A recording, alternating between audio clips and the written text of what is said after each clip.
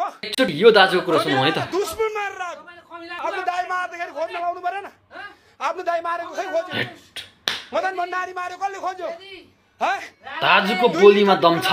दुई दुईजना राष्ट्रपति हुँदाखेरि आफ्नो श्रीमानको हत्यारा खोज्न यतिको चाहिँ हुनु पर्यो के? देश चलाउने अनि तपाई चोम लाग्नुस् युवालाई साथ राख्ने हो यो पुरा थमिरो मर्न लागेको स्याल दाजु कडा।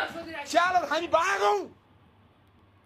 अहिलेको युवाहरूमा नि यतिको आक्रोश र यतिको आवाज चाहिँ हुनु पर्यो क्या। आफूलाई बाघ भनेर चिनाउन चाहने, आफूलाई शेर भनेर चिनाउन चाहने, अनि पार्टीको चाप्लुसी गर्दा गरेर बिरालो जस्तो म्याउ गरेको चाहिँ अलिक सुहाउँदैन क्या।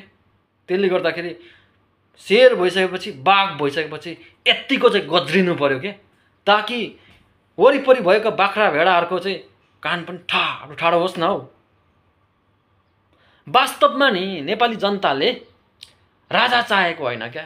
यो बुढापाका यो हजुरबाहरूसँग वक्क दिक्क भइसकेर चाहिँ केही नेपाली जनताको मुखबाट राजा भन्ने शब्द निस्केको मात्र हो।